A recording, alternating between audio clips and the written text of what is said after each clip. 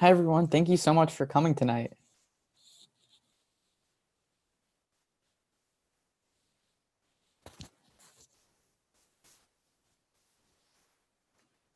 We're just going to wait a few more minutes for everyone to trickle in and then get started.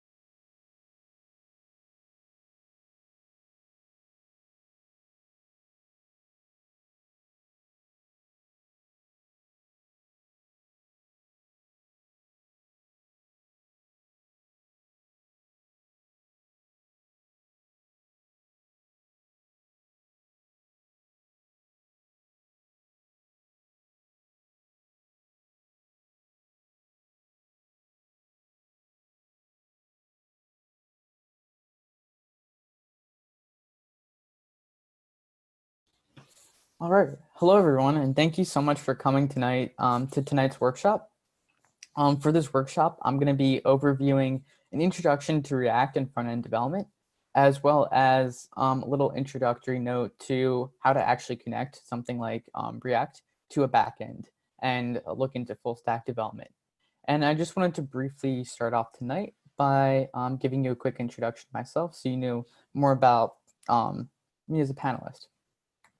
And so really quickly, my name's Scott, and I'm a current sophomore at Temple University studying mathematical economics and statistics. And I'm super passionate about entrepreneurship, data science, and leveraging tech for social good.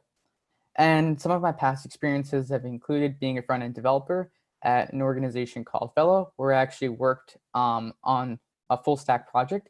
So making sure I could work and develop the front end in React, as well as connect the front end to the actual back end. And for the back end, we use Django, which is a Python-based framework.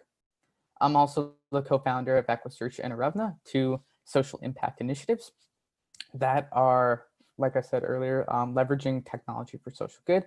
Arevna is a student-led and run nonprofit organization helping to translate student ideation into impact, helping students educate themselves and their communities. And Equisearch is actually going to be a platform that streamlines the independent research process for undergraduate students. And I'm also a self-taught full stack developer. So a lot of my experience has just been grinding out practice problems online and finding whatever resources I could take advantage of to really learn and build my development skills. And so you might be wondering what React actually is. And React is just a JavaScript library for building user interfaces. And pretty simply, front-end development consists of a few main parts. Mostly it's just interacting with the UI user interface. So what you actually see on the screen and what you're actually interacting with as the user on the web application. And traditionally, oftentimes people used just standard vanilla HTML, CSS, and JavaScript to build out websites and to build out things that we would interact with. And a couple years ago, companies like Facebook, Google, and all these really big tech companies started to build out libraries that made it really easier to make front-end development more dynamic and more interactive for how the user was actually the user experience, as well as making sure that they can make it more dynamic and more interactive in terms of doing less with more. And so React is a library that was built by Facebook that really focuses on building these user interfaces and these websites that we see every day. And kind of the primary principle behind React is this thing called JSX, or JavaScript XML. And basically all this is just a fancy term for saying that JSX lets us write HTML within the React code, but it allows us to actually use JavaScript. So we can think of JSX as just JavaScript that looks like HTML. And it makes it super easy to write code within React and also write programs and functions that make it a lot easier to manipulate and interact with the user interface that you're actually coding. And with React, React is basically just set up to be a component-based front-end library. So the whole principle and science behind React is really focused on this component property, making sure we can actually build functions that display stuff on your screen. And so with components, there's two different types. There's both functional and class-based components, as well as two things that we should be aware of, including actually managing information that's being sent in these components. And this can be done through things like a component being stateful or a component being stateless. Stateful components are components that have state, which I'll explain later, and stateless components are just components that don't have state. And the nice thing about React is that it actually has a library built in and a class that actually dictates how a component behaves, and it's called React.component. And this is the primary library that and primary class that you use when actually building out your components in React. And then the key thing about components too, specifically class-based components, is that they have life cycles. So each time you interact with something on your screen, it actually has different steps that it takes to either render or display on the screen.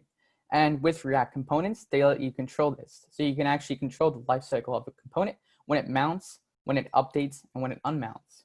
So when it's not displayed. And so now just to get into functional components. Functional components, pretty much the only special thing about them is that they accept props as a parameter and return an element to be displayed. So functional components are traditionally your most simple types of components in React. And then basically we can think of it just as a function that returns an element that you would see on your screen. And the great thing about React and why it's so widely used now is that every functional component, every class component that you make is reusable. So you can reuse it in your code, which saves time and also saves code. And that's why more and more developers have switched to it. And the traditional thing about class-based components is that they're actually stateless. So with class-based components, you're not going to be too worried or too concerned about actually managing the state of the component, making sure what data is being updated within the component itself. The other component that is featured in React is class components. And class components are stateful components, meaning that you can actually manage state within the component. And they're pretty similar to functional components in that they'll display something on the user interface, so something that you'll actually interact with, but they have different syntax. So you would declare a class instead of declaring a function. And like I mentioned before, class components are actually stateful. So you can manage the state within the component and actually control what happens to this component, how it updates, how things change within the component. So for example, let's say you have a class that represents a clock.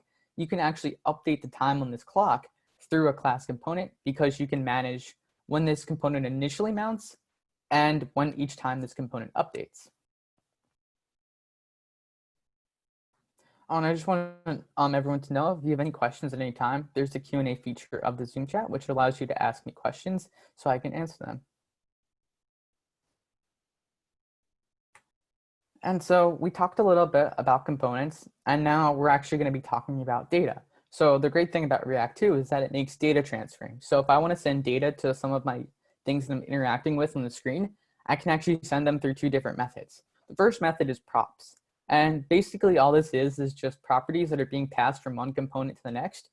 Otherwise, just think of it as a component's configuration. So like when I want to mount this component to the screen, the props are going to dictate what I actually sent, like what data is actually being displayed back on the user screen. So like I could send, for instance, I want to display a card that displays my name, where I go to school, and my graduation year. I could send that in as props and make it dynamic in the sense that I can choose which data I'm sending to each component. And the key thing about props is that they have a unidirectional flow. So it goes from a parent component to a child component. And traditionally, what this would represent is going from a larger class component to a smaller functional component that's reused within the class. And so props are also immutable, meaning that they can't be changed directly within the function you're calling them. So when you send props, they're pretty much just the data that's being sent from the parent component to that child component, not being changed. And like it says in the bottom there, parent component to a child component, and it's just sending data down the, I guess, stream, if you think of it like that, unidirectionally. The other way to send data within React is actually through something called the state. And I've been referencing this a lot because it dictates pretty much traditionally what components and what types of components you use, whether it be stateful or stateless. And all state represents is just a default value for when a component actually mounts onto your screen. So when you first load a website, let's say you're going on Google and you see that search bar, the default value for that search bar is to have nothing in it. And so this is pretty much like what state represents. It's going to be that default value for when a component mounts. And the great thing about state that makes React so useful and also so dynamic is the fact that it's mutable, meaning that you can easily change state and update the values that components hold to balance and manage what you're doing. And so with state, you can really change all the data that you're looking to change. So let's go back to this clock example. You can update that clock each time your time changes so that it renders properly on your screen. And state is private within the component it's in. So state is pretty much just specific to that component. And you really want to make sure that components that have state are traditionally class-based components. But we'll get into a few examples later that actually show how you can make functional components manage state. And traditionally, how you would actually go about changing state is there's a few functions that you can use within React that manage state. So when you're initially declaring your constructor, you would go in, you would declare like constructor and send props to that constructor. And then within your constructor, you actually would have state. And in the state, you would just set the state to the default values that you want your component to have. And let's say later I want to go in and actually change what this state represents. I would use the function this.setState to actually go in and change it. And so that was a bit about data within React and how to actually pass data. Now I'm going to be talking a bit about the component lifecycle. So how do components actually work within React? And also, what is the traditional lifecycle of a component and how does that look? And so traditionally, there's three kind of ways you can manage the lifecycle within React components. There's mounting the component. So when it first comes on the screen, this is when you first load up a website or when you first go into a website application and you see the components on the screen that are within the user interface. The next thing that we mentioned a bit when talking about state is actually updating the component. Let's say I send in data to the component, or let's say this component needs to be updated after a certain interval or certain time, or after certain information is passed to it. I can actually go in and update the component. And this is, again, a part of the component lifecycle of React. The next thing then is just unmounting. So let's say I want to remove a component from the screen. I'm actually going to unmount this component and communicate. And a lot of this component lifecycle has a lot to do with the DOM. And basically all the DOM is just a document object model. So it's basically just the logical representation of what this web page actually looks like and represents. And you can think of it like a tree-like structure that contains all of the elements and its properties within the website and within all the nodes of the website. So it's basically the central storage space where all of this web structure is placed. And it provides that neutral interface that allows you to access and update information within any element of the website. And with React, with these components, you're actually building elements that are going to be on this website. And the special thing that makes React unique is the fact that it actually has a virtual DOM, which is essentially just a copy of the document object model that is on the traditional, that is built for a traditional website. And it just React's version of it that can be used to hold updates that are made by the user with your React code. And after it updates, then it'll transfer the information to the DOM, so it doesn't consume as much time when you're actually updating things. And this is the great thing about React and what makes it so dynamic. It makes it a lot easier to update information and also ensure that this information gets updated a lot quicker and in a more fastidious manner. And just putting it simply, mounting, like I said earlier, is actually just putting elements into the DOM. And these are some of the most common functions that you use within React to actually control the lifecycle of a component mounting. And all this is just a constructor. So this is basically for all the initial data that you want to send into your component. Traditionally, constructors are reserved for class-based components and allow you to, one, like I said earlier, manipulate the state. So this is where you'd be setting your initial state values and assigning these values. Then you have functions like get derived state from props, which just look into the props and then turn back your state and update your state.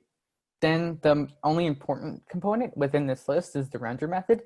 Every React class has a render method, and you use this render method to actually render the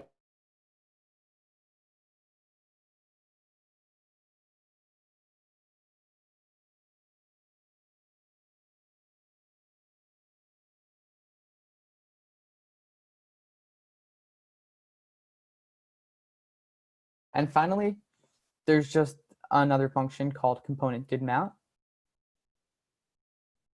Oh, am I unfrozen?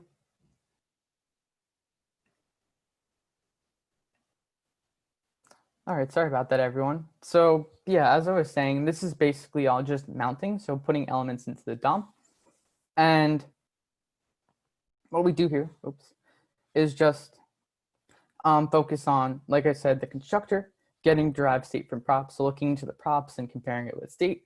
The render method, which is the only essential method that's here, and the render method is what communicates with the actual virtual DOM, so React's version of the document object model and the actual DOM. And this render method allows you to actually send elements from React to the screen. And this is what communicates with your front end and communicates from your front end to what's actually being shown on your website. Then finally, the last thing in mounting a component is actually the function component did mount.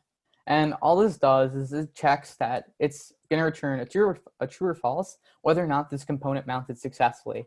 And it's going to look to the render method to make sure that the elements that you told React to render actually render. And next, for the lifecycle, we have updating. So whenever you're going to change your state, or whenever you pass props from one component to another component, this is the updating part of the lifecycle. And again, like the mounting, the only important component here is the render method. And this method is really what dictates, like I said earlier, whether or not the elements get sent to the DOM and also the virtual DOM. And these are just some methods that are within the updating lifecycle that you can use to check whether or not there's a change in state or props. So getting derived state from props, it's going to check again with props whether or not, like, what's the state. Then should component update is going to check whether or not this element has something that would make it update, whether it be data being passed in or data being sent out from the component.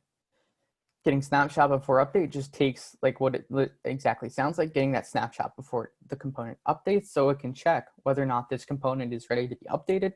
And then component did update just checks to make sure that the component rendered and the element is showing properly on the screen with the updates. And now finally, the last thing in rendering is just unmounting.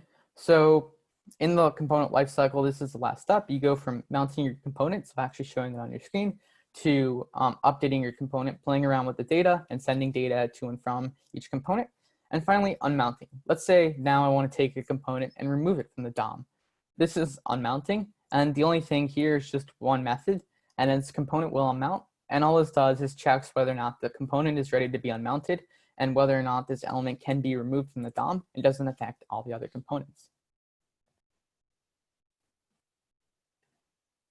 And like I said earlier, there's a kind of a caveat to now with React 16.8, there's a little caveat to the whole thing between state and stateful component, or stateless and stateful components, where now with React hooks, you can actually make functional components into class components. And hooks were introduced back in React.js 16.8 in one of the developer updates. And the only key thing that you can do with hooks is actually make functional components stateful, and you are now able to control the lifecycle of this component. Traditionally, for functional components, they were only reserved to stateless functions, so maybe just displaying the UI, whereas you would actually be working with the UX and data sending and manipulation within the class-based components. But now thanks to hooks, and now thanks to all of the advancements and new hooks that have been made by developers and the support from the community, you can actually now make functional components stateful and manage and control lifecycle within these hooks. And some of the most common hooks are the use state hook, which lets you control state within the actual functional component and send data to and from and control it within that component. So it's really useful if you're building forms or you want to see what data is stored in that hook. There's also the use effect hook, which models the component did mount lifecycle method. And these hooks allow you to really manipulate functional components now, which is something you couldn't do before React 16.8. And just to go over some best practices for React, the key things and key principles behind React is that you really want to focus when actually planning out your React web application to really focus on keeping components small and function specific. So you want to make sure that when you're building out your React application, when you're building out your components, you can really identify like, okay, what is the purpose of this component and what element is it going to represent on the user interface? So like, what am I actually going to have this component do? And you want to make sure that it has one specific function and task, because the great thing about React is that these functions and these classes that you build are reusable. So you can reuse it in your code, and that really builds into the next point.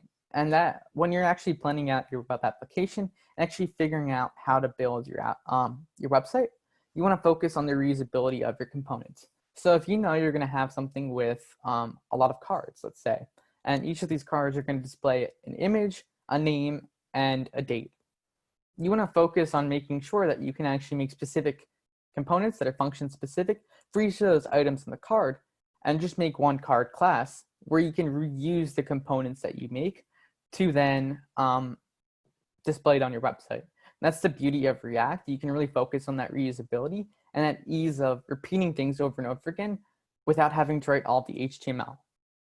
And traditionally developers, a lot of them would have to really focus in on writing the HTML over and over again if they wanted to repeat something. And now with React, you can keep things small and function specific and actually use a lot of the code you're writing. So one, you save time as a developer, and two, it's easier to go back and debug things. So if there's a small error in your code, or if something's not displaying properly, you can actually go within React and fix it a lot simpler. And finally, next, you want to really work on consolidating code and making the code as precise as possible. And all I mean by this is really focusing on, like the two principles above, making sure that your code is as dry as possible and that it's as specific as possible for what you want to do.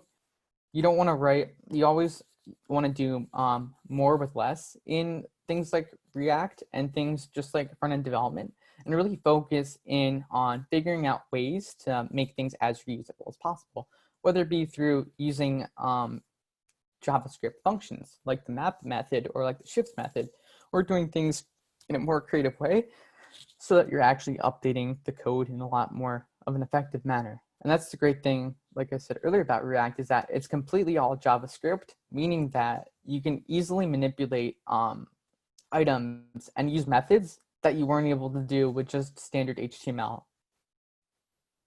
Next, you want to focus on putting CSS in JavaScript. The one caveat to React that makes it a little bit more difficult to work with is when you're working with cascading style sheets. And CSS is all it is. It's just basically how your things look on the screen. So the actual style of these components and what they actually like look like when you're on the screen. So if you want to bold something, you'd use CSS. If you want to italicize something, you'd use CSS. If you want to change the color, change the margins, change how it looks and shows up on your screen, use CSS. And the one thing about React is that all the CSS in your document is global. So what this essentially means is that you have two things. You can have global management and also functional management. And within React, you really want to focus on this functional specific rather than the global kind of management. And with CSS and React and within just building a React application, you actually, CSS is just a global variable. So all of your components would have access to what's in your CSS code. And so what this ends up doing is that if you don't want something to be affected by the CSS, you would have to make changes within that code and within that CSS file. And it makes it really confusing to manage the CSS code because it's managed globally. And you want to make sure that if you want CSS only for one specific component, to put the CSS within the component. And the great thing that developers have built are some libraries that you can actually use to put CSS within the React code so that you don't have to worry about certain styles affecting other components. And finally, with React, the one thing that you do have to be mindful of and you do have to be careful with is folder structure. And this just goes back to what I've been repeating in keeping components small and function specific and focusing on reusability. You really want to, when outlining your file structure and when outlining your folder structure, focus in on making sure that each of your folders represent a specific component and the specific parts of that component that they represent. Making it really clear for someone to go into your code and say, okay, let's say you have that, going back to that card example. Let's say I have a card folder, and within this folder, I'll have the image of what photo I want to display on the card, a JavaScript file for the name where I put the React code, and a JavaScript file for the date where I would put the React code. This makes it really simple to know as a developer what's actually being done in the file and what information is being sent where, so I know if I'm debugging your code, where to go back to and where to specifically focus in on. And these are kind of just best practices and best tips when actually developing an application in React. And so now the question becomes, well, how do I actually build a React application? Traditionally, there are like a lot of things that you need to have required because React does use a virtual DOM. You need to make sure you have that support and have the things set in place so that React can actually act appropriately and communicate with the virtual DOM and also the standard document object model. And this is done through something that was made by Facebook, again, called Create React App. And Create React App is just a tool that was built by developers at Facebook that really gives you a massive head start when building your React applications. So it's going to set you up with things like Webpack and things that you actually need to build a React application, and making sure that you have all the dependencies and all of the files you need to make sure that your React application can actually be sent to the screen and communicate with your server. And when you're developing on your own, you would use Create React App and communicate with your server on localhost, which is traditionally just your host that's stored on your computer. And this allows you to really easily set up an application and also get started really quickly with developing React applications. It saves you a lot of time and it saves you a lot of configuration because it does that all for you. And it makes the setup process really simply. You would just run one command in your command prompt. So you would actually go into terminal, type in npx create react app, and then what that would do is actually download it from the site and from the repository and open up and create a new React project. And then that would set up the tools and the actual setup you would need to start your React project. And now I just wanted to briefly mention kind of connecting the dots to application development. And so now we kind of understand a bit about React and how it works. And so let's say I'm a React developer and I want to connect this. And I want to make sure that with React, I can connect it to other applications. Let's say I'm building out a program and that, on this program, I want to focus in on making sure that I can communicate with some type of database and send data from the front end, so from the thing I'm actually interacting with, to the back end. So the thing that's actually going to be manipulating this data and then storing it in the database. And what React actually is it's a front end framework and library that lets you focus in on making sure that you can build out this user interface and what users are actually clicking. But it's not the whole story. There's ways that you need to actually take React and connect it to other things so that you can make a full stack application. And so when traditionally you would build like a website or a web application, you would really focus in on making sure that you can take this React application and communicate to something else. And you can use tools and libraries that React developers have actually made, like Axios, to communicate between front end and back end. And this is just simply through the form of requests. And requests, all they are HTTP requests. And what you do here is you send different types of requests to get different types of data from your backend server. And what you would do, say I wanted to send data to the backend, I'd send a post request. And this would post the data from the front end that's being sent in, let's say through a form, to the actual backend. And then the backend would do some data manipulation and then store it in our server, which is where all the data is housed from our users. And okay, now let's say I want to get data from the backend. I'm going to take data from the backend and manipulate it however I want, send it to the front end through a GET request, and then upload this information to the front end so my users can actually see what this data is. And this is pretty much the primary principles behind connecting the dots to application development. It's really just focusing on the communication between the front end, so something like React, and then the back end and the server. So what your client doesn't actually see.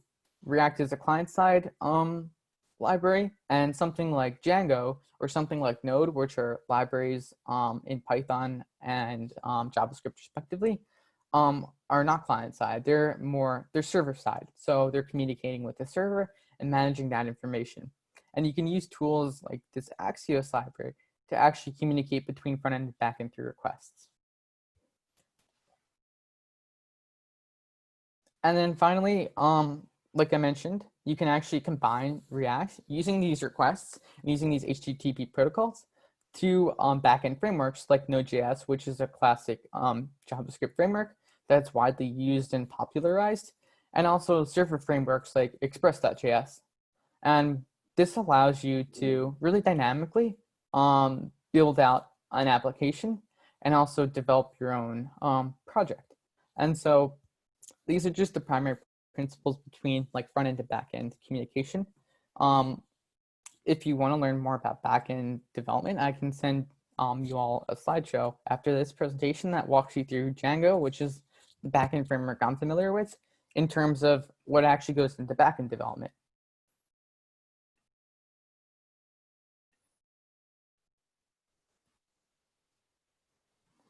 And that's really the bulk of the presentation in terms of just an introduction to React and introduction to front-end development.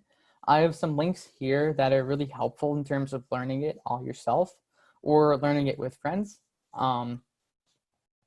And really, this is the bulk of what I used to learn React myself when I was teaching myself development. And the great thing about React and all these JavaScript frameworks is that they have exceptional docs. So this makes it really easy for someone to get started with React and actually see a real world example of how to make a project and how to make a front-end project, and also work with the things I talked about in terms of state and props. There's also this Udemy course that I used that sometimes goes for free. And you can use this course to get a better sense of things like React, as well as state management tools. So sometimes in projects, you can actually have like a lot of state to manage, and you want to control the global state. So let's say I'm building out a form, and I want this form data to be displayed somewhere on the front end. And so what I would do with this is use something called Redux to actually manage the global state and make sure that my components get this information from the global state if they need it at any time. And this course pretty much just goes over through React, Redux, and all the information you could possibly need to know about how to actually develop in React, and it gives you the practice you need too. Then in the spirit of like really free and cheap resources, there's also Free Code Camp, which outlines a bunch of different resources you can take advantage of to actually learn and develop in React. And the one thing I haven't mentioned yet that is so nice about React compared to other front-end libraries like Angular is the fact that React actually has a mobile version. And this mobile version is just called React Native. And with React Native, you can actually develop cross-platform applications, meaning that you can develop for both iOS and Android and actually build out these applications. So you can go from just traditional vanilla React to React Native pretty simply and actually make your website into a mobile application that people can use and work with.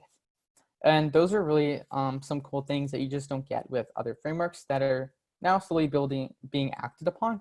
But that's one of the other advantages of React besides the dynamic nature of it and the way it communicates with the virtual DOM, the DOM, and updates components. It makes it really easy to manage and send data. And I guess now would be a great time if anyone has like questions about anything that was presented or wants me to go and explain some other concepts that I brought up in more in depth.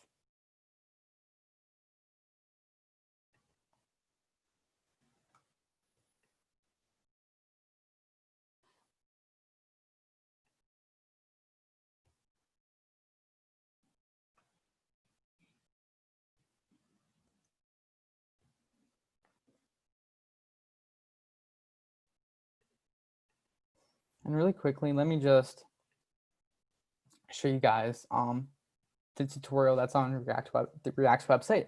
This is actually the tutorial I started with and some of my friends started with. And this gives you a great example and input into actually developing in React and getting that project-based learning environment you need to actually develop the skills. And so this basically just goes through, like it says here, the setup, overview, making a game, and adding a time travel, which will actually give you insight into actually how you manage the state. And so it tells you the prerequisites you need. So the one thing about React that I didn't go over is the fact that it's based off of ECMAScript 6. And all this is, ES6, is just a recent version of JavaScript.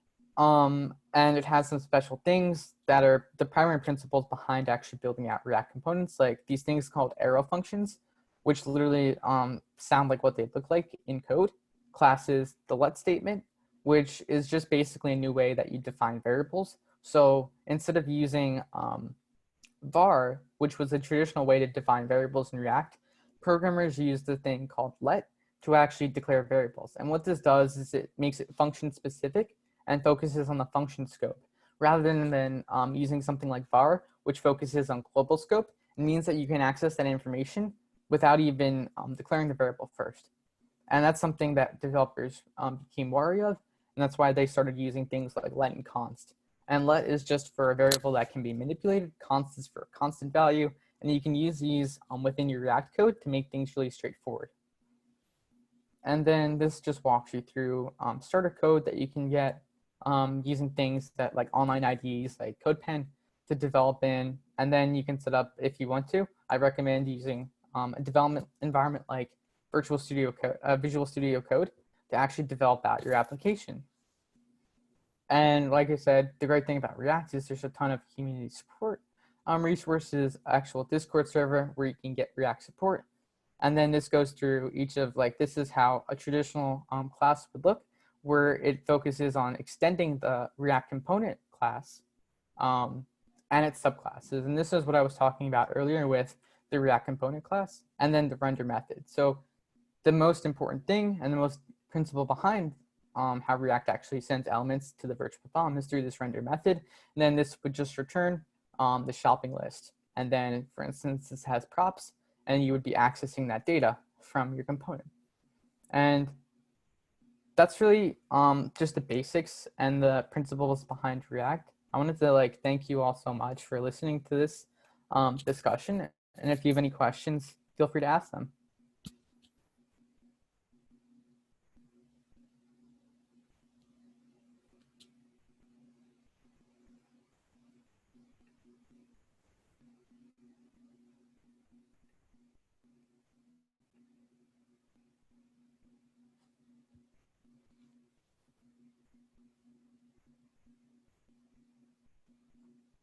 Oh, yeah, thank you all so much for listening to me speak today and for learning a bit more about React. I believe the slide deck I used today will also be sent to everyone in case you want to refer back to it. And I can also send the links right now to the resources I shared so you guys can take advantage of some of them.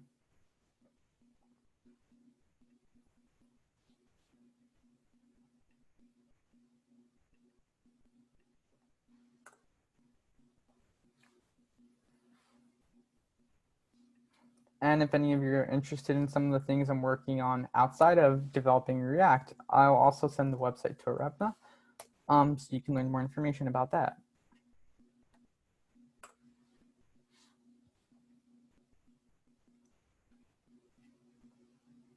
Thank you, everyone. Stephanie, do you have anything to add? No, thank you, Scott, so much for speaking at our presentation, and thank you all for attending our workshop. If no one has any other questions, then you're free to go, and good luck on the rest of the hackathon. Thank you, everyone. Have a great night.